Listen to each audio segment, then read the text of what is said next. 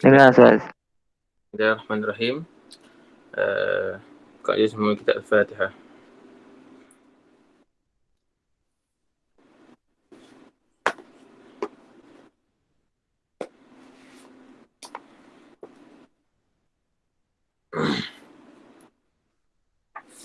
Okey. InsyaAllah pada malam ni kita akan sambung bab As-Sama'iyat. Dan kita akan baca secara ringkas. Dan mungkin ada beberapa isu saja yang saya akan sentuh berkaitan dengan Sama'iyat ni. Jadi seperti mana yang kita sudah maklum tentang komponen dalam pembahagian pelajaran akidah, kita ada 3 komponen yang utama. Yang pertama berkaitan dengan ilahiyat, tentang ketuhanan. Yang kedua tentang nubuat, tentang kenabian. Dan yang ketiga tentang as-sam'iyat. Maksudnya 3 serangkai ni yang kita bincangkan dalam topik ilmu akidah. Jadi sekiranya kita nak belajar tentang akidah, kalau kita tak tumpu pada 3 benda ni ataupun kita dropkan salah satu daripada komponen ni, maksudnya tak sempurna pembelajaran akidah kita. Bila kita belajar tentang ilahiyat, kita dah kenal ma'rifatullah, kenal Allah Ta'ala. Kemudian kita kena kenal lah siapa yang Allah perintahkan untuk sampaikan apa-apa arahan, apa-apa tegahan ataupun apa-apa tentang hukum hakam syariat, iaitu tentang Rasulullah SAW. Dan setelah kita kenal Rasulullah, kita kena tahu pula apa yang disampaikan dalam bentuk apa yang syariat sampaikan, perkara yang selepas kematian. Sebab apa? Kita sebagai orang Muslim, kita yakini bahawa adanya kehidupan selepas kematian.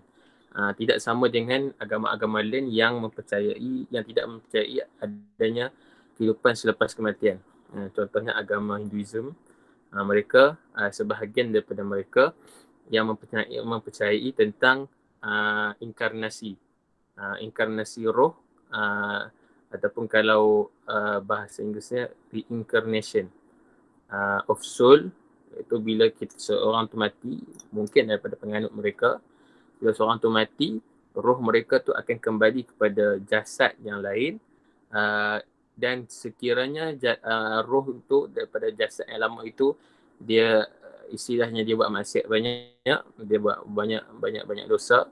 Jadi penyucian dosa tu akan berlaku ketika mana reincarnation of soul tu kembali kepada jasad yang buruk. Contohnya masuk ke dalam anjing, ke dalam khinzir, ataupun ke dalam binatang-binatang yang tak elok, sehinggalah ruh mereka tu akan disucikan. Kemudian sampailah satu tahap penyatuan roh dengan roh mereka dengan Tuhan, atau kita sebut sebagai moksha tu kan. Jadi itu fahaman dalam agama Hinduism dan juga beberapa agama lain yang tidak percayai tentang kehidupan selepas kematian. Jadi penting, antara benda yang penting dalam ajaran Islam adalah kita kena yakini bahawa ada kehidupan selepas kematian. Maksudnya dunia kita ni hanya sebagai sementara yang persinggahan. Kehidupan yang abadi adalah kehidupan selepas kematian. Itu salah satu perbezaan yang besar antara kita dengan orang kafir. Kalau ikutkan, ada satu studies, maksudnya satu bidang ilmu yang mengkaji khusus tentang kehidupan selepas kematian ni, kan? Ataupun satu bidang ilmu yang mengkaji tentang akhirat, iaitu dinamakan sebagai eskatologi. Eskatologi ni satu bidang ilmu yang mengkaji tentang hari akhirat. Dia bermula daripada hari kiamat. Hari kiamat tu maksudnya hari yang huru-hara tu, datang Dajjal, Nabi Isa dan sebagainya tu juga dikaji dalam ilmu eskatologi ni. Jadi kalau ada ustaz-ustaz yang ataupun dinamakan sebagai ilmu fitan, ilmu akhir zaman, kalau ada yang ustaz-ustaz selalu duk contoh pasal akhir zaman tu, tentang kemunculan Dajjal, Nabi Isa turun, Ya'juj Ma'juj dan sebagainya tu, dia tertakluk di bawah ilmu eskatologi. Okay, baik. Jadi malam ni kita akan fokuskan kepada bab as-sam'iyat, iaitu komponen yang terakhir dalam pembelajaran ilmu akidah. Baik. Bismillahirrahmanirrahim. Qala musannif rahimahullahu ta'ala wa nafa'ana bi'ulumihi wa ulumi masyayikhina fid darin amin. InsyaAllah kalau kita baca laju sikit, kita akan tamat perbahasan tentang sam'iyat dan kita akan baca tentang bahagian keempat tu. Muka surah 12 tu. Itu kita boleh baca laju lah sebab benda tu dia maklumat-maklumat je. Baik. Bismillahirrahmanirrahim. Yang pertamanya, apakah itu sam'iyat? Apakah itu sam'iyat? Nampak tak? Baik. Okay. Sam'iyat ni maksud apa? Sam'iyat ni adalah perkataan asal dia adalah sama'ah. Itu dengar. Yang kita duk bincang sebelum ni, sifat Allah sama' kan. Sama' tu maksudnya dengar. Kenapa dinamakan perkataan ini dengan sam'iyat ataupun komponen ini dengan sam'iyat? Sebab kata guru kami dinamakan yusamma bisam'iyat la yakhbalu al-aql ala ithbatuha atau inkaruha lakin yukhbalu min as-sama'. Maksudnya apa-apa berkaitan dengan topik ini kita tidak boleh hadam dengan penalaran ataupun kita tak boleh hadam dengan logik akal, ataupun kita pun tak boleh nak ingkar dengan logik akal. Sedangkan topik ini kita kena 100% mempercayai dengan as-sama'. As-sama' ni maksud apa? Al-wahyu. Okay. Mudah fahamnya apa? As-sama' ni maksud apa? Al-wahyu. Iaitu apa yang kita dengarkan daripada titah perintah Allah Ta'ala dan sabdaan Nabi Muhammad SAW tentang hari akhirat. Maksudnya maklumat, satu-satunya maklumat yang kita perolehi tentang hari kiamat adalah hanya berdasarkan wahyu saja. Kita dengar daripada wahyu saja. Kita dengar apa yang Rasulullah sabdakan tentang hari akhirat, tentang syurga, tentang neraka, tentang apa-apa yang berlaku selepas hari kiamat. Dan juga kita baca Quran, kita pun dengar. Walaupun pada mungkin situasi lain kita membaca. Contohnya, saya baca Quran, saya tak dengar, lebih kurang sama. Maksud dia masuk juga dalam perkataan sama'a tu. Maksudnya apa-apa berkaitan dengan hari akhirat, kita tidak boleh proses maklumat tentang hari akhirat ni dengan akal. Memang tak boleh. Memang tidak boleh. Sekiranya kita gunakan akal untuk memahami apa-apa urusan akhirat, maksudnya kita zalim dengan akal kita. Kita zalim dengan akal kita bahawa akal kita ni terhad dan tidak mampu untuk menghadam ataupun nak memproses maklumat tentang akhirat, tapi kita gaduh nak guna juga. Maksudnya kita zalim dengan akal kita. Sebab Allah pun kata Allah tidak berikan ilmu kepada manusia hanyalah sedikit. Tentang ruh pun kita tak tahu kan. Kita tak tahu tu. Ini tentang sam'iyat. Sebenarnya ada satu lagi bahagian tentang as-sam'iyat wal ghaibiyat. Kalau perbahasan tentang malaikat ke, tentang jin ke, tentang apa-apa perkara yang ghaib, tentang pahala, tentang dosa, semuanya berkaitan dengan perkara ghaib ni juga dimasukkan di bawah sam'iyat juga. Sebab apa? Tentang dosa, tentang neraka, tentang pahala, tentang syurga, tentang neraka ni, ini semua perkara-perkara yang ada di dalam agama Islam yang tidak boleh terlihat dengan panca indera, tidak boleh dicerap dengan panca indera. Jadi hanya satu-satunya sumber untuk kita memahami tentang sam'iyat dan ghaibiyat adalah melalui saluran wahyu saja. Sebab tu bila kita belajar, sebelum kita belajar tentang akidah ni, kita kena belajar satu topik, iaitu berkaitan dengan epistemologi. Kita saling buat sini. Ya. Ini epistemologi ni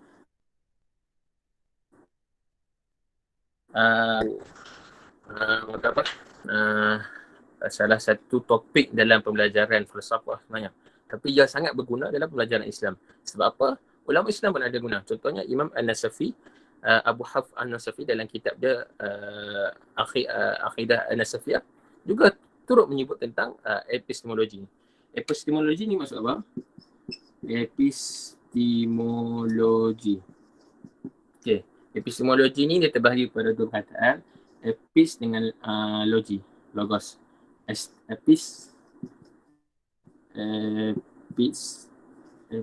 epis epismis tak silap ni. Ataupun satu lagi dengan logi, logos. Satu, epis ni maksudnya ilmu ataupun knowledge. Logos ni study.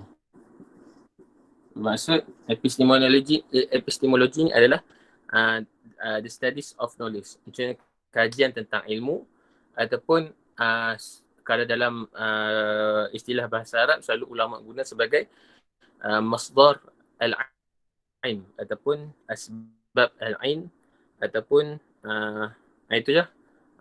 Kalau bahasa Melajunya saluran ilmu ataupun cara untuk kita saluran kebenaran lah, itu lebih kurang. Bermaksud dalam epistemologi Islam, sebenarnya saluran ilmu dalam Islam ada 3.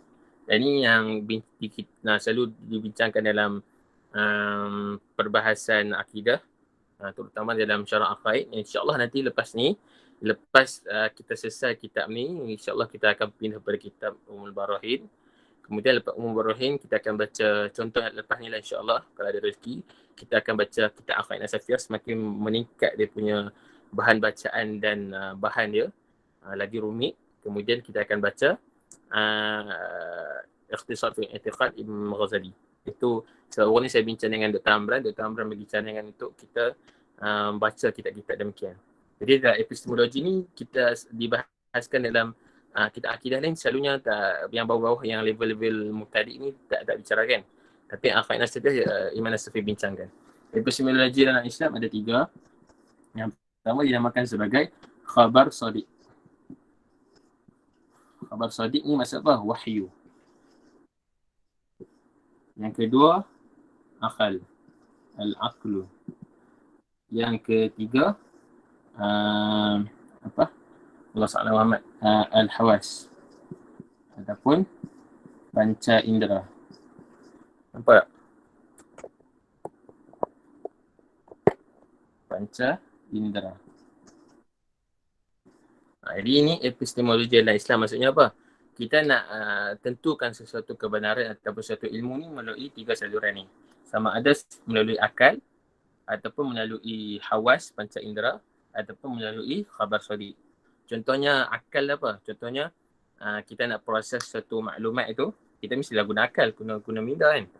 Jadi kalau kita tak gunakan akal, maksudnya susahlah kita nak isbatkan suatu kebenaran tu. Jadi yang kedua adalah panca indera. Panca indera ni contohnya kita nak tahu tentang, contohnya macam mana saya nak tahu pen ni keras. Jadi saya pegang. Jadi saya tahu lah benda tu keras. Maksudnya saya dapat ilmu tentang pen itu benda yang keras melalui panca indera, sentuhan. Contoh kita nak tahu keberadaan suatu benda di hadapan kita, kita gunakan panca indera kita iaitu mata untuk sahkan kebenaran ataupun maklumat tentang suatu benda tu. Itu panca indera. Dan yang terakhir adalah khabar sadiq iaitu wahyu. Jadi kita menerima bahawa apa-apa yang dikhabarkan, khabar sadiq maksudnya apa? Khabar ni, pengkhabaran sadiq ni benar. Sebab kalau kita belajar dalam ilmu balaghah ataupun ilmu mantik pun ada sebut tentang pembahagian khabar. Dan khabar ni perkara ma yakhbalu as-sidq wal kazib. Satu perkhabaran tu dia boleh menerima sama ada benda itu benar ataupun benda itu salah. Jadi kita sahkan bahawa Al-Quran dan As-Sunnah totally absolutely truth. Maksudnya tidak boleh disangkal lagi kebenarannya, terutama Al-Quran ni bersifat mutawatir dan hadis mutawatir. Kemudian hadis ahad tu ada dibincangkan tentang kebenaran ni.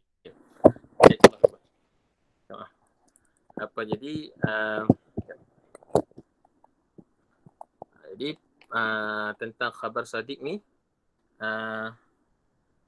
jadi kita termasuk dalam saluran ilmu bagi umat Islam. Bermaksud apa-apa yang disampaikan oleh Al-Quran dan Al-Sunnah kita terimakan benda itu sebagai satu kebenaran. Berbanding dengan agama lain, dia pun tak menerima Al-Quran sebagai saluran ilmu bagi mereka. Jadi mereka tolaklah Al-Quran. Jadi apa-apa yang kita bacakan daripada Al-Quran dan As-Sunnah, mereka tak terima sebab mereka tidak masukkan Al-Quran dan As-Sunnah sebagai salah satu epistemologi untuk menentukan kebenaran. Jadi kita nak bincang panjang sebenarnya bab epistemologi ni, insyaAllah kita akan bahaskan secara detail kalau kita dah masuk sampai tahap tempat. Ayalah. Okay. Seterusnya, saya nak cakap tentang apa? Tentang sam'iyat itu, maksudnya apa-apa yang dibawa oleh Al-Quran, yang diceritakan daripada Al-Quran tentang hari akhirat, itu kita terima secara total. Maksudnya tidak ada keraguan padanya. Itu fungsi untuk kita faham tentang epistemologi. Okay, baik. Kita baca kitab. Bismillahirrahmanirrahim. Bahagian ketiga, sam'iyat. Dan wajib. Wajib ni apa? Wajib wajib syar'i. Wajib syar'i, bukannya wajib akli. Itu kita kena jelas lah.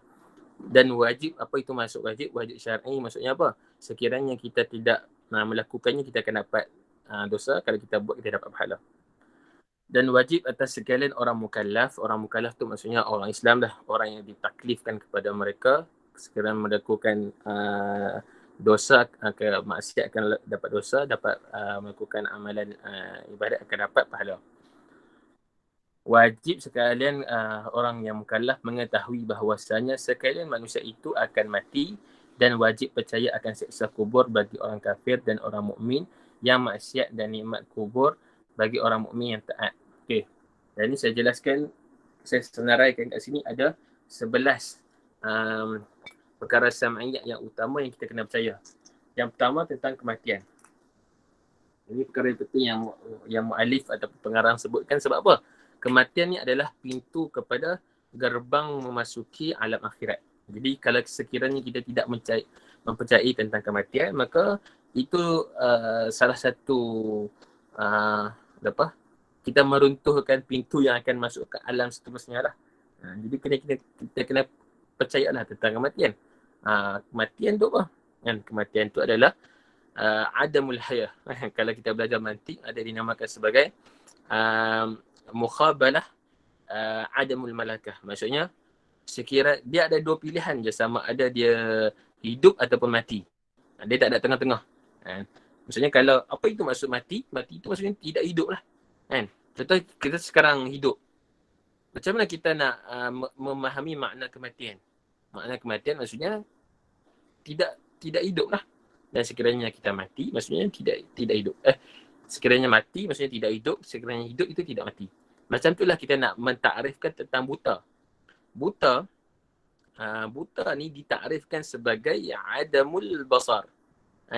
Maksudnya kebolehan, macam mana kita nak takrifkan buta? Buta itu maksudnya tidak boleh melihat lah. Dan sekarang kita melihat, maksudnya kita tidak buta. Itu maksudnya bagaimana kita nak bezakan perbandingan di antara dua perkara itu. Jadi tentang kematian ni kita kena sabitkan adanya kematian kepada manusia setelah adanya kehidupan. Maksudnya hidup dan mati itu perkara yang directly. Maksudnya selepas hidup, tak hidup mati, tak mati hidup, antara dua tu je. Jadi macam mana kita nak isbatkan kematian? Dengan secara logiknya, bila barang sesiapa yang meyakini adanya kehidupan, maka mesti ada kematian. Dia tak boleh kata saya percaya tentang kehidupan je tak ada kematian. Maksud dia telah melanggar logik dia. Dia telah melanggar logik akal dia sendiri. Jadi benda tu tak betul. Jadi sekiranya kita percaya tentang kematian, itu adalah salah satu pintu gerbang untuk memasuki alam akhirat. Baik. Yang pertama tentang kematian. Yang kedua adalah azab dan nikmat kubur. Maksudnya apa yang berlaku selepas kematian adalah persinggahan yang pertama untuk kita lalui adalah di alam kubur ataupun alam barzah. Bukan alam bazrah macam apa video yang happy ni. Aku suka dia sebut alam barzah. Alam barzakh. Jadi alam barzakh ni adalah alam selepas kematian, sebelum transit, sebelum kita ke padang mahsyar. Jadi alam barzah ni tak semestinya berada di dalam kubur. Alam barzah ni apa-apa saja yang, contohnya ada orang tanya, Ustaz, macam mana kalau orang yang kena makan harimau kan, takkan kubur dia dalam perut harimau? Macam mana orang yang terbakar? Macam mana orang yang lemas di lautan? Di mana kubur mereka? Ha, kalau kita sebut sebagai azab kubur, maksudnya orang yang tidak ada dalam kubur, maksudnya tidak diazabkan lah. Kita sebut sebagai alam barzakh. Di mana saja kondisi mereka, kematian mereka, di situlah mereka akan diazab ataupun akan diberi nikmat kan, di satu alam barzakh ni nama dia. Tak semestinya dia berada dalam kubur, barulah terlaksana azab dan nikmat kubur ni. Jadi kita kena percaya melalui hadis Nabi dan Al-Quran. Tapi ada sebahagian umat Islam yang tidak mempercayai tentang azab kubur dan nikmat kubur ni, antaranya Mu'tazilah, sebab mereka mengatakan bahawa tiada dalil nas yang sarih tentang siksaan kubur, sebab dalam untuk pensabitan azab kubur dan nikmat kubur ni, kebanyakannya kita ambil daripada hadis ahad. Sebab bagi Mu'tazilah, sekiranya nak mensabitkan akidah, mestilah bertuncangkan dengan dalil-dalil mutawatir, sama ada Al-Quran ataupun hadis mutawatir. Tapi kebanyakannya yang mensabitkan tentang azab kubur ini daripada hadis-hadis ahad. Jadi mereka tidak menerima hadis ahad sebagai dalil kepada akidah. Sedangkan ahli sunnah wal jamaah menerima hadis ahad dengan syarat-syarat yang ketat lah. Perkara ni ada disentuh oleh Syekh Hatim Al-Auni, Syekh Syarif Hatim Al-Auni dalam kitab dia Az-Zanni fil aqidah tu silap. Az-Zanni, saya tak ingat nama kitab dia, tapi ada kitab dia nipis je. Dia boleh baca kitab tu, nanti saya bagi, kalau siapa yang nak, saya bagi saya snap kitab tu.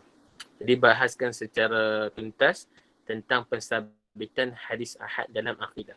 Jadi kita terima hadis ahad sebagai salah satu dalil untuk menentukan dalil-dalil untuk akidah. Berbeza dengan Mu'tazilah. Jadi kenapa saya sebut benda ni? Sebab ada sebahagian yang menolak keberadaan ataupun kewujudan siksa kubur dan nikmat-nikmat kubur. Baik. Nikmat kubur bagi taat, dan wajib percaya akan soal malaikat munkar dan nakir di dalam kubur sesudahnya kembali sekalian orang yang menghantarnya. Jadi ini sabit dalam hadis baginda Nabi SAW tentang kedatangan malaikat munkar dan nakir selepas dan yang akan menemani seseorang hamba Allah itu hanyalah amalan dia saja setelah ahli keluarga dan harta dia meninggalkannya. Jadi hadis tu berdasarkan hadis baginda Nabi SAW. Dan seterusnya, ini yang kedua, yang pertama, kematian dan azab kubur dan nikmat kubur. Dan yang keduanya adalah berkaitan dengan al-ma'ad, kebangkitan, hari kebangkitan. Jadi al-ma'ad ni ma'ad ni daripada perkataan audun atau kembali. Kebangkitan ni adalah seperti mana yang kita faham, tiupan sangkakala pertama akan mematikan semua makhluk. Semua makhluk akan binasa kecuali Allah Subhanahu Wa Taala. Dan yang selepas kematian semua makhluk, kemudian akan ada tiupan kali kedua, tiupan sangkakala, semua manusia akan bangkit semula. Jadi dalam perbahasan tentang amal ini dibincangkan secara panjang lebar dalam kitab akidah ataupun kitab kalam yang lain, sebab ada dua golongan yang menolak tentang kebangkitan di hari kiamat. Dan ada pertikaian banyaklah. Antaranya yang dibahaskan, adakah manusia kita ni akan ataupun hamba-hamba Allah yang lain ni akan dibangkitkan secara ruh saja ataupun secara jasad saja ataupun secara ruh dan jasad. Ini para ulama bincangkan, antaranya Imam Al-Ghazali dan imam-imam lain juga membahaskan juga perkara ini. Dan antara kita kata idea utama dalam kalangan falasifah, yang ini dikritik oleh Imam Al-Ghazali dalam kitab dia Tahafut Al-Falasifah. Imam Al-Ghazali kritik yang antara sebab Imam Ghazali kafirkan ni bermaksud kafirkan idea dia, bukan kafirkan jasad. Antara 3 sebab Imam Ghazali kafirkan golongan falasifah. Ini mungkin kita tak jelas lagi beberapa istilah ni, falasifah, Mu'tazilah sebagainya. Ini antara golongan-golongan dalam perbicaraan ataupun sekte-sekte dalam akidah Islam lah. Antaranya Mu'tazilah antara tokoh-tokoh dia antaranya Abu Hasan Al-Jubai, Abu Ali Al-Jubai, Abu Ali Al-Jubai, kemudian Wasil Atta, dia punya pendiri dia, kemudian Az-Zamakhsyari, Khadi Abdul Jabbar dan sebagainya. Ni mereka adalah ulama-ulama Mu'tazilah yang berpegang dengan pendapat-pendapat yang kadang-kadang bercanggah banyak dengan Ahli Sunnah wal Jamaah. Kemudian ada golongan falasifah. Golongan falasifah ni adalah golongan yang terdiri daripada para filsuf Islam yang terkesan dengan pemikiran Aristotle dengan Plato dan falsafah Greek. Antaranya adalah Ibn Sina, Al-Farabi, Al-Kindi, kemudian siapa lagi? Al-Kindi, Al-Farabi, Ibn Sina, seorang lagi apa? Saya tengok Ibn Majah tak famous sangat. Selalu 3 ni lah yang akan disebut. Jadi antara pendapat-pendapat mereka tu kadang-kadang ada yang bercanggah dengan i'tiqad Ahli Sunnah wal Jamaah. Antaranya mereka tidak mempercayai tentang al-ma'ad. Ini isu yang besar dalam akidah sebenarnya. Mereka tidak mempercayai al-ma'ad, iaitu tidak mempercayai tentang kebangkitan makhluk selepas kematian. Mereka tak percayai tentang adanya manusia dibangkitkan di hari kiamat. Dan atas sebab itu jugalah Imam Ghazali mengkafirkan idea-idea daripada falasifah ni. Tapi sekiranya kita dalami pemikiran falasifah ni, sebenarnya agak menarik juga. Sebab baru ni saya dengar syarahan daripada Syekh Hamzah Al-Bakri. Syekh Hamzah syarahkan kenapa falasifah berpendapat bahawa manusia tidak dibangkitkan di hari kiamat secara roh dan jasad. Ini saya terang secara ringkas je lah. Macam ni. Fahaman mereka macam ni. Fahaman mereka manusia tidak dibangkitkan secara jasad, dan sebahagian daripada mereka berpendapat tidak dibangkitkan secara jasad dan roh. Sebab panjang nak dia punya detail dia. Mungkin tak sesuai kalau saya cerita sebab panjang sangat. Sebab dia berkaitan dengan roh dan jasad. Tapi kena faham macam itulah, ada golongan yang menolak tentang al-ma'ad ni. Jadi kita percaya bahawa kita dibangkitkan di akhirat nanti dengan jasad dan roh sekali, dua-dua. Itu secara ringkas lah. Okey, seterusnya tentang al-ma'ad. Kemudian al-hasyar. Kemudian kita baca al-ma'ad, yakni dikembalikan sekalian jisim, kemudian daripada dihilangkan akan dia, dan wajib percaya akan hasyar. Hasyrun ni maksudnya perhimpunan di padang mahsyar tu, yakni dihidupkan sekalian makhluk sesudahnya mati, sekalian kemudian dihimpunkan sekaliannya di padang mahsyar. Jadi setelah kita dibangkitkan, kita sama-sama berhimpun di padang mahsyar. Itu perhimpunan semua manusia daripada zaman Nabi Adam sehinggalah manusia yang terakhir akan dihimpunkan di padang mahsyar.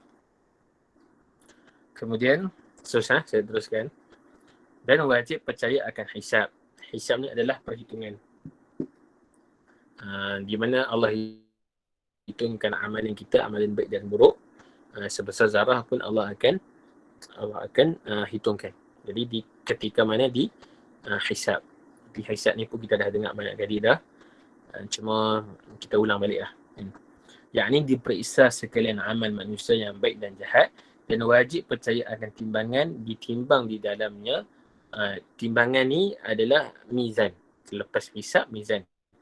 Ditimbang di dalamnya sekalian amal manusia yang baik dan jahat. Jikalau berat kepada yang baik, maka dimasukkan yang punya amal itu ke dalam syurga. Dan jikalau berat kepada yang jahat, maka dimasukkan yang punya amal itu ke dalam api neraka.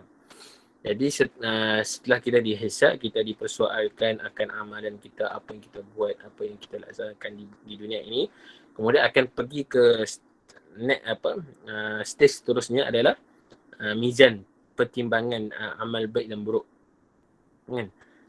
Kemudian sekiranya berat timbangan amalan baik dia akan masuk syurga, sekiranya berat amalan jahat dia akan masuk ke neraka. Selesai hisab dengan mizan, kita akan pergi stage seterusnya iaitu sirat, titian. Dan wajib percaya tempat kita mati akan ada azab, akan dibangkitkan, akan dihimpunkan, akan diperhitungkan sekali dengan mizan pertimbangan. Mizan, kemudian kita akan lalui sirat al-mustaqim, iaitu terlebih halus daripada rambut dan terlebih tajam daripada pedang, dibentangkan di atas neraka Jahannam perjalanan 3,000 tahunnya. Jadi kita pun dah dengar daripada dulu, daripada kecil lagi tentang titian sirat ni. Bagaimana keadaan, hal ehwal keadaan orang yang melalui titian sirat ni berdasarkan amalan dia dan sebagainya lah. Ni kita dah pernah dengar. Cuma apa yang kita kena faham lagi daripada titian sirat ni adalah yang paling utama tentang keadaan kita melalui titian sirat itu berdasarkan amalan kita. Sebab apa, Rasulullah pun ada sebut, ada yang melalui titian sirat ni sepentas kilat, ada yang seperti angin kencang, ada yang merangkak, ada yang berbagai keadaan. Jadi itu berdasarkan amalan kita. Seterusnya, dan wajib percaya akan haud. Haud ni adalah telaga baginda Nabi SAW, minum daripadanya sekalian orang yang mukmin. Dan iaitu 2 telaga. Pertama di padang mahsyar, dihalau daripada titian sirat, kemudian di dalam syurga. Jadi haud ni ada 2. Ada pertama ketika mana di padang mahsyar, yang kedua adalah dalam syurga. Okey. Dan seterusnya telaga. Okay. Kemudian kita juga kena percayai tentang dan wajib percaya akan syurga tempat memberi nikmat nikmat orang yang mukmin, dan api neraka tempat menyiksa orang kafir dan orang mukmin yang maksiat. Orang mukmin yang maksiat tu kita faham sebagai umat Islam yang fasik lah, yang banyak melakukan maksiat dan dosa. Sebab kita percaya juga bahawa umat Islam juga masuk ke dalam neraka. Kita taklah binary. Maksudnya orang kafir masuk neraka, orang Muslim, orang Islam masuk syurga. Tak. Sebab kita percaya juga bahawa ada Muslim yang dimasukkan dalam neraka juga berdasarkan amalan yang dia lakukan. Sekiranya dia zalim, dia tetap dimasukkan dalam neraka juga. Dia bukannya maksudnya, okey, kalau dia zalim, Ustaz, macam mana kita nak jawab orang tanya, kalau orang Islam yang zalim ni masuk syurga, orang yang kafir masuk neraka? Tak, orang Muslim yang zalim, yang buat jahat ke atas muka bumi ni juga dia azab dalam neraka, kan? Sebab macam yang pengarang katakan lah, neraka tempat menyiksa orang kafir dan orang mukmin yang maksiat. Orang mukmin yang berbuat maksiat juga akan dimasukkan dalam neraka. Tapi disebabkan dengan kalimat tauhid ataupun syahadah dia kepada Allah Ta'ala, berimannya dia kepada Allah Ta'ala walaupun sekelumit, maka akan dimasukkan dalam syurga juga, setelah dibersihkan segala dosa-dosa dia. Dan keduanya itu telah dijadikan pada waktu ini. Ini juga dibahaskan dalam ilmu kalam. Adakah syurga dan neraka itu masih wujud sekarang? Adakah wujud sekarang? Jadi jawapannya adalah syurga dan neraka wujud sekarang, sehinggalah di akhir akhirat nanti baru dibukakan untuk diazab ataupun diberi nikmat. Sebab apa? Mu'tazilah juga menolak bahawa kewujudan syurga dan neraka sekarang. Sebab apa? Hujah mereka adalah sekiranya syurga dan neraka diwujudkan sekarang, tapi tidak ada siapa yang masuk tu, tidak ada siapa yang dimasukkan dalam syurga ataupun neraka, perkara itu sia-sia dan Allah tidak melakukan perkara yang sia-sia. Jadi kita jawab bahawa kewujudan syurga dan neraka itu telah diciptakan awal ketika mana dan berdasarkan hujah-hujah ataupun wahyu juga kan. Antaranya hujahnya apa? Nabi Adam sendiri diturunkan daripada syurga kan. Dalam surah Al-Baqarah tu ketika mana Allah nak melantik Nabi Adam sebagai khalifah di muka bumi itu, venue-nya di syurga kan. Kemudian Allah perintahkan malaikat untuk sujud kepada Nabi Adam sebagainya itu, dan diturunkan daripada syurga ke bumi, membuktikan bahawa syurga telah lama diciptakan. Selesai tentang syurga dan neraka. Dan wajib percaya akan syafaat. Syafaat sekalian anbiya dan sekalian ulama dan sekalian syuhada dan sekalian orang-orang yang soleh dengan sekadar kemegahannya kepada Allah. Kemegahan ni maksudnya sekadar ketakwaan ialah ataupun amalan dia kepada Allah SWT. Bermula arti syafaat. Apa itu syafaat? Iaitu memohon akan Allah Ta'ala melepaskan orang yang berdosa yang hendak diseksa dengan sebab dosanya. Jadi syafaat ini bermaksud minta pertolongan Allah Ta'ala untuk meringankan azab dan memberikan syurga kepada orang lain. Jadi syafaat itu hanya milik baginda Nabi SAW dan para ulama, para syuhada dan orang-orang yang soleh saja yang diberi peluang untuk mensyafaati orang lain. Dan jadi seperti mana kita dengar kisah-kisah yang disampaikan ketika mana di akhirat nanti, para manusia semua dihimpunkan dan mencari syafaat. Sebab kita ni tak banyak amalan kita. Dan kita walaupun banyak amalan yang kita lakukan, kita tak memerlukan syafaat daripada baginda Nabi SAW. Jadi di akhirat nanti semua akan mencari syafaat. Jadi pergi kepada Nabi Adam. Wahai Nabi Adam, kami nak minta syafaat kepada kamu ni. Kamu seorang Nabi, kamu seorang Rasul. Nabi Adam berkata, aku pun tidak boleh memberi syafaat kepada orang lain. Diri aku pun tak tentu lagi. Sampailah kita minta kepada Nabi Nuh, Nabi Musa, Nabi Isa sebagainya, semuanya berkata nafsi. Sendiri. Tapi sampailah kita pergi kepada Nabi Muhammad panggil umatku. Itulah dinamakan yang dialog ummati itu pada ketika itulah. Ketika Nabi Muhammad SAW nak memberi syafaat kepada umat dia.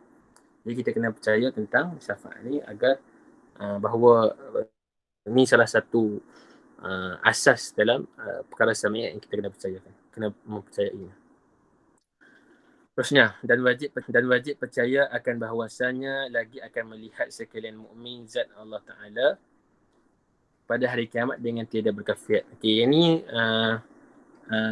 kalau kita belajar dalam kitab kalam, ini ada antara topik yang terakhir dalam ilahiyat, iaitu ru'yatullah. Ru'yatullah fil akhirah. Maksudnya boleh tak kita di akhir nanti kita melihat Allah Ta'ala? Jawapan dia adalah harus. Boleh kan? Maksudnya harus akli, boleh kita lihat Allah Ta'ala di akhir kelak, tapi dengan khair yang diberikan oleh pengarang, iaitu tanpa kaifiat. Maksudnya kita tak tahu bagaimana hal ehwal keadaan penglihatan kita ketika itu untuk melihat Allah Ta'ala. Sebab apa? Para ulama mengatakan antaranya hadis yang masyhur ketika mana bulan puasa, antara dua kenikmatan seorang mukmin itu adalah ketika berbuka puasa dan melihat wajah Allah Subhanahu Wa Taala. Jadi kita berdasarkan hadis dan dalil-dalil yang diberikan bahawa kita harus melihat Allah Subhanahu Wa Taala, boleh melihat Allah Taala, dan benda itu tidak mustahil. Banyak dalil. Tapi ada juga golongan yang menolak bahawa kita ni boleh melihat Allah Taala. Antaranya Mu'tazilah. Mu'tazilah pun mereka ni juga kaki pusing juga ada dalil ni. Ada dalil-dalil dan nanti kalau sempat masa yang panjang kita akan masuk bahagian Ru'yatullah di kitab yang lain, kita akan bahaskan secara lebih detail lah. Jadi cuma saya nak beritahu bahawa ada juga golongan yang menolak bahawa kita boleh melihat Allah Ta'ala di hari akhirat. Baik. Seterusnya, dan wajib percaya akan Mi'raj Nabi SAW dengan badannya dan ruhnya. Ini juga dibahaskan, selalunya akan dibahaskan ketika mana peristiwa Isra' dan Mi'raj lah. Jadi pendapat ni pendapat yang agak masyhur. Lihat Allah setelah masuk syurga ke? Ya, selepas. uh, kenikmatan yang paling tinggi dalam syurga adalah melihat Allah Ta'ala. Melihat Allah Ta'ala di dalam syurga itu salah satu yang dijanjikan. Dijanjikan untuk melihat wajah Allah Subhanahu Wa Ta'ala di dalam syurga. Baik. Kak Nadir. Mi'raj baginda Nabi SAW, sebab pendapat ni masyhur juga. Bukan pendapat masyhur, ada pendapat. Antaranya Sayyidina Aisyah berpendapat bahawa Rasulullah Mi'raj secara roh saja, bukan jasad. Jadi, dan antaranya terselesai Ibnu Mas'ud ataupun Anas berpendapat bahawa dan sahabat-sahabat lain berpendapat bahawa Rasulullah Mi'raj dengan jasad dengan roh sekali. Jadi kita kena percaya bahawa Rasulullah Mi'raj bersama jasad dan roh, dua-dua sekali. Sebab apa kita nak cakapkan demikian? Sebab ada sebahagian musyrikin Mekah dan orientalis dan orang-orang yang benci kepada Islam yang menafikan peristiwa Isra' dan Mi'raj dan mengatakan bahawa Rasulullah Mi'raj naik ke langit itu hanya mimpi saja, bukannya berlaku betul-betul. Itu kepentingan untuk kita fahami bahawa Rasulullah Mi'raj bersama jasad dan roh. Kita percaya secara mutlak dan kita tak ragu-ragu lagi. Jadi sebenarnya bab Isra' Mi'raj ni panjang kita nak bahaskan. Kalau sampai hari Isra' Mi'raj tu bolehlah kita bahaskan secara detail apa hujah-hujah yang mengatakan bahawa Rasulullah ni Mi'raj bersama jasad dan roh. Tapi itu keimanan yang kita kena pegang. Inilah kita kata benda yang samiyat dan ghaibiyat ni. Para sahabat dulu antara perkara yang mencabar keimanan mereka adalah ketika mana Mi'raj Rasulullah ni lah. Bagaimana para sahabat tu nak percaya? Betul ke orang kata, orang cerita kat kita, dia pergi ke tempat yang jauh, contoh kita kat Kedah, travel ke Johor dalam masa contohnya dalam masa macam dekat kan, Kedah dengan tak benda yang lebih mustahil lah. Contohnya daripada Johor ke contohnya ke China contohnya, dalam masa beberapa saat. Jadi benda tu benda yang agak mustahil. Isra' dan Mi'raj Nabi ni antara perkara yang agak mustahil. Mustahil daripada ini kena penting ni. Mustahil adat, bukan mustahil akli. Itu penting. Itu penting untuk kita faham tentang hukum akal ni. Peristiwa Isra' dan Mi'raj mustahil daripada sudut adat saja, tapi tak mustahil daripada sudut akal. Apa maksud mustahil akal? Mustahil akal, benda itu takkan berlaku. Jadi otak kita tidak menafikan kewujudan peristiwa Isra' dan Mi'raj, sebab benda itu boleh berlaku. Tapi orang kata, mustahil lah Ustaz. Benda ni tak logik. Bila kata benda itu tak logik, itu menunjukkan bahawa dia merujuk kepada mustahil adat. Secara adatnya, benda itu mustahil berlaku. Sebab pemikiran kita tak boleh nak hadam benda tu. Secara adat saja. Sebab apa? Bila perkara-perkara yang berulang setiap kali kita tengok, maksudnya susahlah kita nak hadam, nak percaya bahawa orang boleh travel kepada satu tempat ke satu tempat yang jauh beberapa saat saja. Jadi benda tu agak mustahil bagi kita. Tapi mustahil adat. Sebab itulah mukjizat, kalau kita baca ta'rifan mukjizat adalah amrun khariqun lil 'adah. Sesuatu perkara, sesuatu peristiwa yang mencari adat, bukan mencari akal. Itu kepentingan untuk kita faham pembahagian hukum akal ni. Jadi Isra' dan Mi'raj merupakan mukjizat bagi Nabi SAW, iaitu mencari adat saja. Dia hanya tidak boleh diterima kalau kita timbang daripada sudut adat saja. Perkara yang sunatullah, benda yang bukan melanggar sistem logik manusia. Boleh terima benda tu, boleh jadi. Tapi benda tu, itu yang dipertikaikan oleh musuh-musuh Islam. Jadi kita kena percaya bahawa Rasulullah Isra' dan Mi'raj bersama roh dan jasad. Itu yang kita kena pegang lah. benda yang sabit dan ghaibiyat untuk menguji keimanan umat Islam. Seterusnya, dan wajib percaya akan turun Nabi Isa pada akhir zaman dekat hari kiamat dan membunuh akan Dajjal. Jadi kita juga kena percaya bahawa akan Nabi Isa akan diturunkan dia apa di ambang hari kiamat nanti dan akan membunuh Dajjal. Sebab apa? Sekali lagi saya bilang bahawa ada golongan juga yang menolak ke penurunan Nabi Isa di akhir zaman. Sebab mereka mengatakan bahawa itu kisah dongeng dan dapat terkesan dengan Israiliyat dan dengan pengaruh agama Kristian. Ada yang, dan benda tu ada salah seorang ulama di Mesir juga yang tidak mempercayai tentang penurunan Nabi Isa di hari akhirat, di hari kiamat nanti. Ada juga antaranya Syekh Al-Hilali, apa nama Syekh tu? Apalah.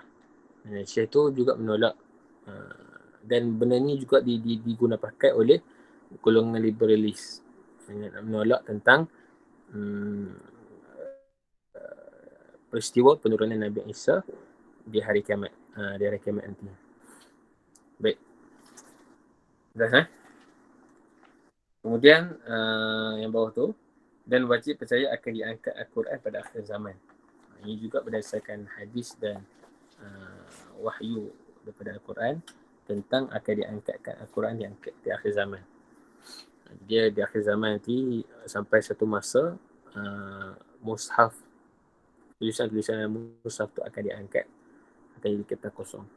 Semua saya tak ingat dia punya dalil dia. Nanti insyaAllah kita akan cari, siapa boleh cari. Benda tu dibicarakan dah lama dah. Kita pun dah dengar lama. Baik. Seterusnya, dan wajib percaya akan bahawasanya roh itu kekal dan bahawasanya mati itu dengan habis umurnya.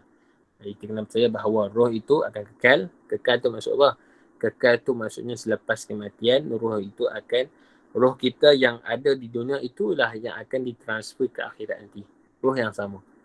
Cuma jasad tu yang para filsuf ni petikai. Adakah jasad yang akan dibangunkan di akhirat nanti adalah jasad yang sama di dunia? Adakah sama? Sebab apa? Material dia mesti berbeza lah.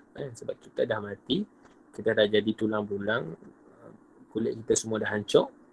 Jadi bila dibangkitkan di akhirat itu, adakah orang yang sama, jasad yang sama seperti di dunia?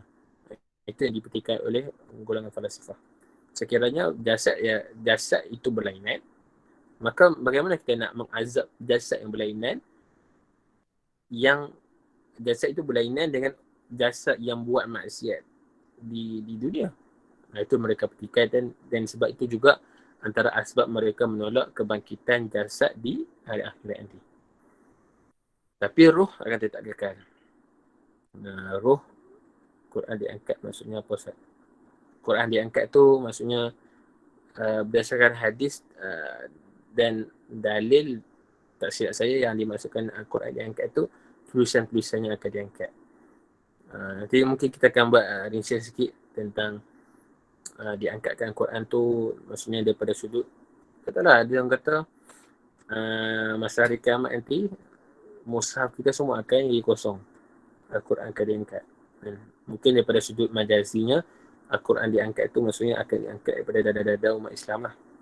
Itu nanti perbahasan tu mungkin kena detailkan sikit. Saya tak buat research, saya tak baca sikit bab tu. Kita boleh cari lah kalau tu.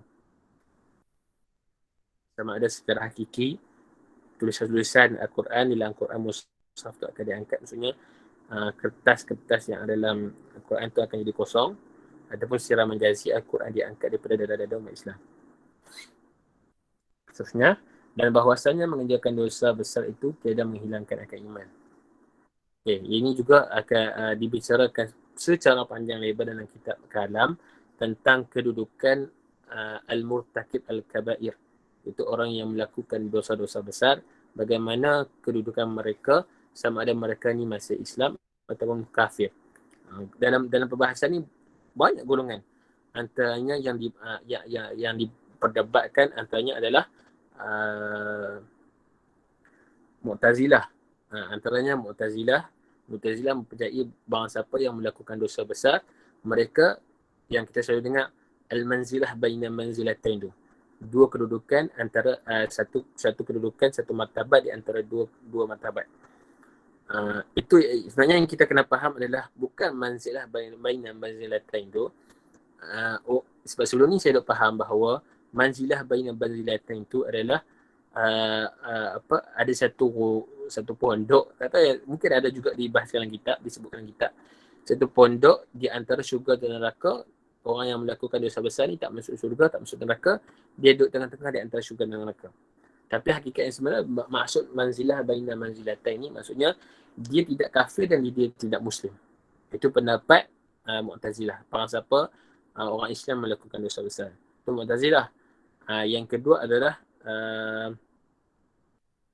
Muhammad Murji'ah berpendapat bahawa dosa besar yang dilakukan oleh seorang Muslim itu tidak bagi efek pun kepada iman dia. Tidak bagi efek, maksudnya tidak akan iman dia tidak akan berkurang pun kalau dia buat maksiat. Lepas yang ketiga adalah Muhammad Al-Khawarij berpendapat barang siapa yang melakukan dosa besar itu dia terus masuk neraka. Jatuh kufur dan masuk neraka. Ini pendapat asli. Jadi kita ahli sunnah kata apa? Ahli sunnah kata barang siapa Muslim melakukan dosa besar, iman dia tidak akan tergugat, iman dia tidak akan tertanggal, tapi akan diazab sekadar dosa yang dia lakukan. Jadi macam kita percaya tadi lah, orang Muslim jika hanya melakukan dosa akan juga diazab dan akan dimasukkan ke dalam syurga juga. Okay. Terusnya, dan bahawasanya sekalian yang maksiat itu tiada wajib disiksa oleh Allah, dan jikalau ada dosanya itu dosa yang besar sekalipun. Jadi yang saya sebut sebelum ni bahawa untuk mengazab orang maksiat itu bukan perkara yang wajib bagi Allah. Itu hanya perkara yang harus. Tidak wajib untuk Allah menyiksa orang yang buat maksiat, dan tidak wajib untuk Allah berikan ganjaran kepada orang yang taat. Jadi perkara itu termasuk dalam perkara yang harus.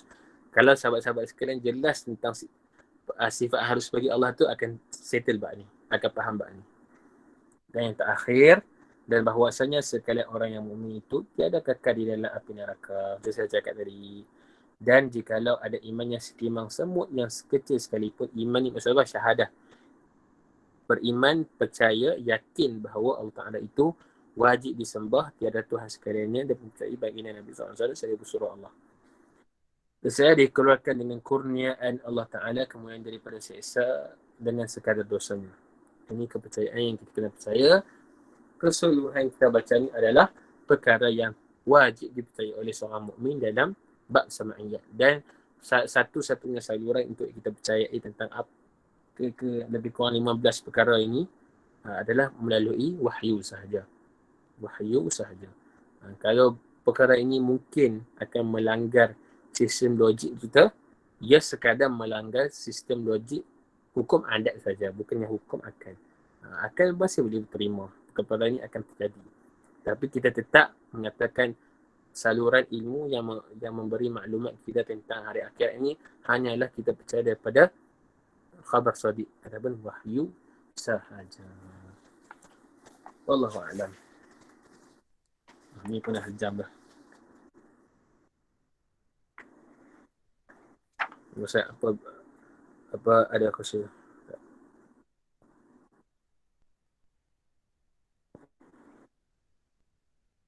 Ustaz, apakah ada question yang melampau dan ada usul syirik? Ini mesti kes Aiman Badnul. Dia sebenarnya macam ni. Sebenarnya, saya jawab secara ringkas je. Qasidah itu bermaksud syair. Qasidah ni termasuk daripada karangan syair. Jadi bila kita sebut tentang syair, dia ibarat peribahasa kita ataupun sastra. Jadi dalam konsep syair, tidak semuanya bersifat hakiki. Apa yang tutur kata yang dituturkan tu bersifat majazi. Kalau jelas, kalau siapa yang belajar bahasa Arab, siapa yang belajar sastra Arab, siapa yang belajar lughah, dia tak ada masalah tentang qasidah yang ada syirik tak syirik ni. Bila dia faham tentang, bila kita tuturkan syair, contoh dalam contohnya syair saya cakap, kamu indah seperti bulan. Adakah saya maksudkan bahawa kamu itu bulan? Tak. Kamu indah bila contohnya dalam syair, dalam qasidah Khamarun contohnya. Khamarun. Kita katakan bahawa Rasulullah tu khamar. Adakah maksud kita kata Rasulullah tu bulan, macam mana bulan tu bulat, ada kawah-kawah, ada yang menerima cahaya daripada matahari. Adakah kita maksud demikian? Tak. Sebab kita faham bahawa qasidah itu adalah syair, maksud perkataan-perkataan yang digunakan dalam syair itu bersifat majazi, bukannya hakiki.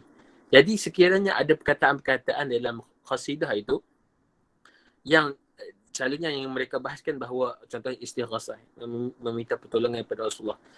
Jadi dalam syair kita faham bahawa ayat-ayat yang digunakan dalam syair, dalam qasidah itu berbentuk majazi, bukannya hakiki.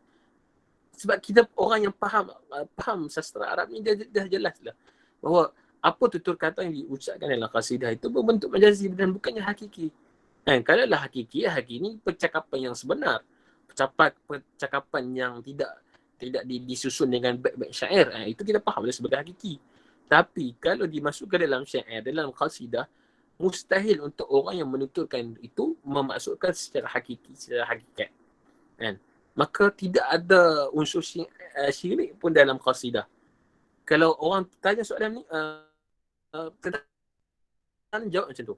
Itu jawapan yang paling ringkas, yang senang dihadam tanpa kita nak bahaskan ilmu yang panjang-panjang tu. Bagi tahu sekat itu cukup. Itu pun kalau dia tak faham, maksudnya dia tak belajar ilmu lughah. Dia tak belajar dalam ilmu lughah. Itu masalah dalam tradisi Wahabi Salafiyah ni. Mereka memahami bahawa pembelajaran tauhid adalah hanyalah binari di antara tauhid dan syirik saja. Tauhid syirik, kalau hang tak tauhid hang syirik, kalau hang tak syirik hang bid'ah. Itu je. Menyebabkan apa saja yang melanggari prinsip yang mereka letakkan, bukannya prinsip para ulama dan tradisi Islam secara zaman-zaman letakkan. Apa yang mereka letakkan tak kena, maka terus syirik. Jadi benda tu benda yang musibah dalam umat kita sekarang. Kan? Tanpa diucapkan oleh golongan-golongan yang tak kukuh lagi ilmu, sibuk-sibuk nak syirikkan orang. Jadi benda tu masalah. Kita belajar jenuh ni, belajar berapa kali perjumpaan dah nak faham tentang akidah ni. 8 dah, masuk malam ni 8 dah. Saya pun mengaji dengan ulama Azhar lama, 4-5 tahun belajar akidah. Susah nak belajar akidah ni, tapi tak sampai lagi nak syirikkan orang. Tapi ada setengah daripada kita ni belajar, tak habis belajar lagi, masih duk belajar pun dekat belajar pun duk celup-celup je. Keluar nak syirikkan orang dah. Sebab benda yang simplistik sangat. Mereka berfikir secara simplistik. Kalau tidak ini, itu. Kalau tidak itu, ini. Jadi susah lah macam tu. Sedangkan ulama bagi banyak khair, banyak disiplin yang kita kena lalui sebelum kita nak jatuhkan sesuatu hukum. Jadi saya jawab bahawa apa yang ayat-ayat yang ada di dalam qasidah, sekiranya yang dipahami bahawa benda itu majazi, benda itu hanya sebagai metafora, tak ada masalah pun. Tapi mereka memahami dengan satu saluran saja. Kalau tidak ini, itu. Kalau tidak itu, ini. Jadi benda yang bersifat binary ataupun dualism, benda itu akan merosakkan, hitam putih lah maksud kita. Maksudnya merosakkan sistem pemikiran umat Islam. Itu masalah. Dan tadi kedua apa? Ustaz, boleh jadi ke mizan kita sama berat? Ya, ada yang di ada, tak silap saya, ada yang dinyatakan dalam kitab. Tapi saya tak boleh nak jelaskan sumber dia. Saya dengar saja, boleh buat kajian semula. Ada yang hamba Allah ni timbangan dia berat, pahala dengan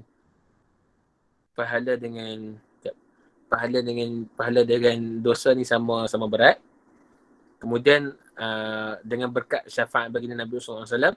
Jadi yang riwayat ni saya tak pasti kesusahan dia, cuma saya cakap lah, nanti kita boleh kaji. Rasulullah meletakkan serban baginda Nabi sallallahu alaihi wasallam ke di timbangan yang pahala, kemudian timbangan pahala tu jadi berat, jadi kau tu masuk syurga. Jadi tu riwayat tu saya tak pasti, kita kena kaji balik lah. Itu menunjukkan tentang pentingnya syafaat bagi Nabi ni. Sekiranya pertimbangan tu jadi sekata, jadi untuk nak masukkan dalam syurga, perlukan syafaat Nabi kat situ. Masa itulah fungsi syafaat Nabi. Okey. Sekejap. Soalan ni. Oh, banyaknya. Sekejap. Baik Ustaz, terima kasih. Kiranya kita tak boleh senang-senang syirikkan sesuatu. Ya, tidak boleh senang-senangkan. Benda syirikkan ni bukan kerja kita. Kerja Khabi. Baik. Ahmad Afif. Okey. Saya nak tanya 5 soalan. Tidak mustahil akli tadi. Sebabnya Allah berkuasa melakukan apa saja kan? Ya. Allah berkuasa apa-apa saja. Tidak mustahil. Maksudnya harus bagi Allah. Yang kedua, di semua tempat yang kita lalu di akhirat, semuanya ada malaikat yang bertugas dia di tempat tu. Macam ketika hisab nanti, yang akan hisab malam kita nanti para malaikat. Akan ada malaikat yang jaga, cuma yang akan hisab tu hanya Allah Ta'ala, bukannya malaikat. So, malaikat ni dia macam pemudah cara saja. Syurga ada banyak lapis. Kalau Nabi di syurga Firdaus, kita boleh jumpa Nabi tak? Ini saya tak pasti. Boleh jumpa ke tak? Syurga ada banyak lapis, betul. Ada banyak tingkat. Nabi berada di syurga Firdaus, kita boleh jumpa ke tak? Saya tak pasti. Saya tak tahu. Ini soalan yang bagus juga ni. Saya pun tak pernah terfikir. Boleh tak kita pergi rabat, panjat tingkat-tingkat lain untuk jumpa Nabi kan? Sebab ada yang apa? Sauban kan? Seorang sahabat Nabi Sauban. Sahabat Nabi Sauban tu kata, tidak ada nikmat yang sekiranya aku masuk syurga tapi tak bersama dengan Nabi. Mungkin lah. Saya tak pasti tahun depan dia. Mungkin boleh tanya Ustaz lain lah. Yang keempat, kalau dapat syafaat Nabi, adakah itu jaminan dapat syurga bersama Nabi nanti? Dapat jaminan masuk syurga, tapi bukannya syurga bersama Nabi. Dapat jaminan masuk syurga, tapi tentang syurga bersama Nabi itu tak pasti. Yang kelima, kenapa syafaat Al-Quran tidak disebut dalam syafaat dalam kitab? Quran ni dia sebagai hujah. Hujjatun li wala alaih. Maksudnya ini nasnya secara sahih. Hujah ni maksud apa? Hujah ni Al-Quran itu yang akan membantu kita, yang akan menjadi hujah kepada kita, tapi tidak bermaksud dengan syafaat. Maksudnya dia hanya membantu saja. Sebab hujah ni, Al-Quran ni sama ada dia nak tolong kita ataupun dia hujam kita. Dua benda yang dia akan buat. Tapi syafaat ni 100% akan tolong. Tapi Al-Quran ni berdasarkan amalan kita juga. Itu jelas. Hujjatun lana atau hujjatun alaina. Kemudian, Ustaz, apakah contoh perkara yang mustahil akal? Contoh mustahil akal adalah adanya sekutu bagi Allah. Itu memang akal kita secara 100% menafikan bahawa mustahil ada dua Tuhan. Mustahil ada lebih pada satu Tuhan. Itu mustahil akal. Contohnya lagi mustahil akal, satu perkara, satu benda ni dia bergerak dan dia pegun dalam satu masa. Itu mustahil. Mustahil akal lah, maksudnya macam mana saya nak kata, okay, pen ni sekarang ni tengah pegun. Tengah apa? Pegun apa? Apa bahasa Inggeris dia? Statik. Pen ni statik. Boleh tak saya nak katakan pen ni statik dan bergerak dalam satu masa? Tak boleh. Itu pen ni sama ada dia statik satu masa ataupun dia bergerak satu masa. Tapi mustahil akal kita mengatakan bahawa pen ini bergerak dan statik dalam satu masa. Itu mustahil akal. Menghimpunkan dua perkara yang kontradik. Jadi antara mustahil akal ni perkara yang kontradik ataupun perkara kita sebut sebagai apa nama tu? Sama kontradik. Satu lagi apa? Macam dur was tasalsul. Kalau kita belajar ilmu akidah, dur was tasalsul yang dia putar balik tu. Satu lagi apa? Kontradik dengan saya tak dapat perkataan tu. Tak ingat. Benda yang infinity juga, benda yang mustahilkan juga. Apa? Tak ingat. Ada soalan? Itu contoh mustahilkan. Okay. Tak ada soalan lah. Okay. Cuba setengah dah. 10:37. Ustaz, apakah hukum meminta tolong? Dikepung sebagainya, contohnya menyuruh Bulia Ibn Bukan dan Nabi Khidir dalam keadaan sekalipun. Okay, ini paradoks, yes. Paradoks, terima kasih Syokina. Ya, paradoks. Paradoks tu adalah salah satu perkara yang mustahilkan. Okay, soalan yang tentang meminta tolong Bulia Ibn Bukan sebagainya tu. Saya ada dua pendirian tentang perkara ni. Yang pertamanya, perkara untuk, dia termasuk dalam perbincangan istighasah. Istighasah ni maksudnya kita menyeru sesuatu untuk meminta tolong. Untuk meminta tolong, tapi kita niatkan hakikat yang memberi pertolongan tu pada Allah Ta'ala. Itu jelas. Tapi istighasah ni ataupun tawasul, kita kena bincang dalam bab fiqh, bukannya bab tauhid. Bab tauhid atau bab akidah, sekiranya kita bincangkan dalam bab akidah, dia sama ada dia jatuh dia muslim ataupun kafir. Jadi kita tak bincangkan dalam bab tauhid. Tapi kita bincangkan dalam bab fiqh. Sama ada istighasah ataupun tauhid tawasul tu dia jatuh kepada haram, berdosa ataupun tidak. Itu je. Kita katakan bahawa istighasah ataupun tawasul yang menyuruh-nyuruh ni, dia tidak menjatuhkan seseorang tu kepada kufur ataupun syirik, tapi boleh jadi haram. Boleh jadi berdosa. Itu kena bincangkan dalam topik fiqh, bukan faham. Jadi saya ada dua pendirian. Yang pertama, perkara itu syar'i, maksudnya tidak ada masalah daripada sudut akidah, tidak menjatuhkan dia ke dalam kufur. Tapi dalam bab fiqh kita kena bicarakan sama ada dia jadi haram ataupun makruh dan sebagainya. Yang kedua, saya rasa untuk zaman sekarang benda itu tidak ada keperluan untuk kita ceritakan kepada awam. Sebab awam tak faham lagi. Awam susah nak hadam tentang penyeruan dan sebagainya. Ya, sebaiknya kita terus doa kepada Allah Ta'ala saja. Tak ada masalah. Kita nak cakap kat masyarakat jelas. Tak payah kita nak kata kamu kena suruh sekian-sekian nama untuk dapat untuk berdoa. Kamu kena suruh Husin. Kamu kena suruh sekian nama untuk berdoa. Masyarakat Malaysia tak boleh terima lagi perkara itu. Kalau masyarakat Mesir mungkin dah jelas. Masyarakat Malaysia tak boleh lagi terima perkara itu. Jadi tak perlu diceritakan. Bangsa apa ceritakan perkara itu kepada awam, benda tu menjadi fitnah kepada agama. Tapi yang saya faham, isu ni isu daripada Syed Zainal Asri.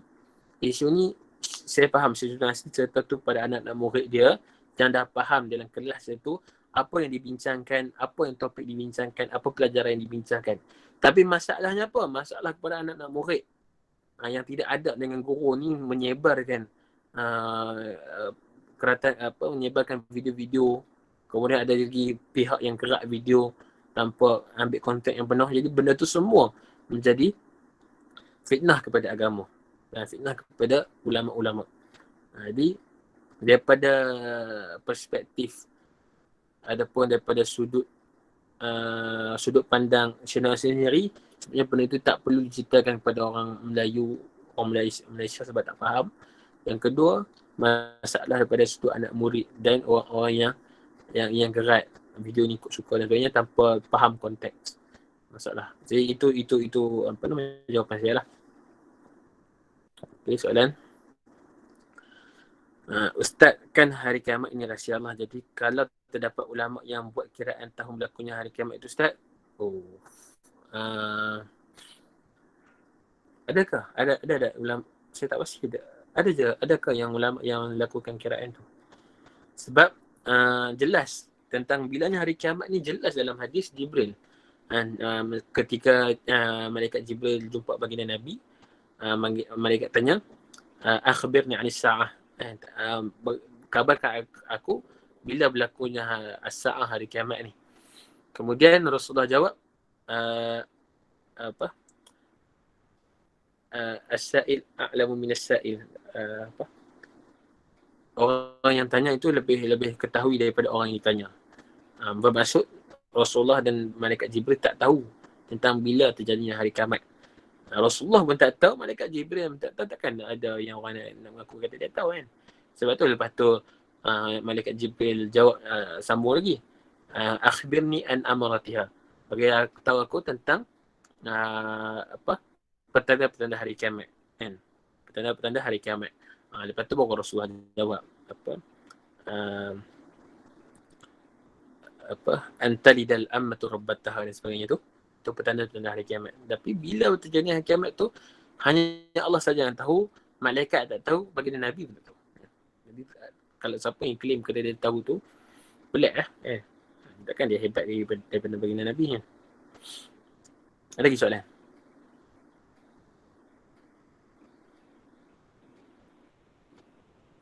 Tak?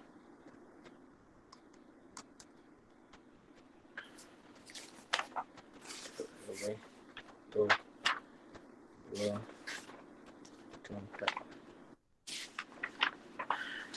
Saya rasa kita simpan lah apa nama yang bahagian keempat ni untuk kelas yang terakhir, boleh tak? Kelas yang last nanti kita baca je. Kita baca je sampai habis. Kemudian kita khatam. Boleh eh? Okay. Sebab rasa macam malam ni macam tepu dah. Banyak dah kita belajar kan. Nanti masa minggu depan hari Khamis kita akan baca secara terus laju sikit lah. Sebab ini semua maklumat saja. Maklumat saja yang tak perlu kita bahaskan secara terperinci. Kita baca sampai kita khatam insyaAllah. Okay, sebelum saya tutup, ada lagi tak soalan yang nak tanya?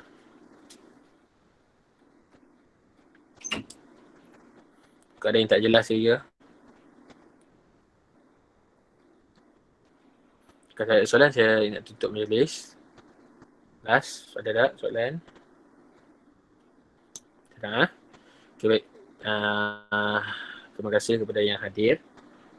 Jadi saya seronok dengan cara macam ni lagi kan. Sarah, kemudian ada soalan. Kemudian walaupun kuantiti tak ramai, tapi saya harap yang mana yang dah hadir ni konsisten. Dan saya nak maklumkan, mungkin ini semua cadangan saya lah. Saya tak bagi tahu lagi kat pengurusan Niqab Asy'ariyah. Mungkin selepas kita khatam kitab ialah kitab Usuluddin ni, saya akan buka kitab Muhammad Ummul Barahin Imam Sanusi. Cuma saya akan buka pendaftaran baru. Cuma kalau yang ahli-ahli yang lama, yang sahabat-sahabat sekalian, untuk siapa yang berminat untuk the next class Ummul Barahin, ini cadangan saya dululah. Nanti saya beritahu dululah. Saya akan buat exam soalan lah. Soalan. Sabar dulu, jangan alhamdulillah awal sangat. Saya akan buat soalan. Kemudian siapa yang lepas exam ringkas lah, ujian ringkas tu, untuk masuk ke kitab Ummul Barahin tu, saya bagi free. Maksudnya tak perlu daftar baru, terus masuk ke dalam kelas tu je. Saya akan buka pendaftaran baru untuk apa nama Ummul Barahin. Cuma saya akan bagi soalan-soalan lah untuk sahabat-sahabat jawab. Nanti mungkin kena study balik lah. Kena tengok balik rakaman-rakaman, dan saya pun akan bagi soalan-soalan yang saya syarah je lah. Saya takkan bagi soalan yang luar daripada apa yang saya syarah. Jadi untuk menguji kefahaman antum jugalah. Cuma kalau ada sahabat-sahabat yang mahir pasal, sebab saya cadangan ada hashtag. Kalau ada yang mahir pasal Google Doc, soalan-soalan tu nanti PM saya boleh tak? Sebab sebenarnya saya macam tak silap saya ada orang yang buat yang soalan-soalan yang pakai Google Doc tu, Google dokumen tu. Jadi senanglah jawab kat situ kan. Saya bagi soalan, nanti sahabat jawab kat situ je. Nanti Afif boleh tak nanti PM saya? Sebab saya tak pandai kan sebab tu. Boleh je nak tulis macam apa imtihan Azhar, tulis dalam kertas, lepas tu jawab kat situ je sebab kita kerja online kan.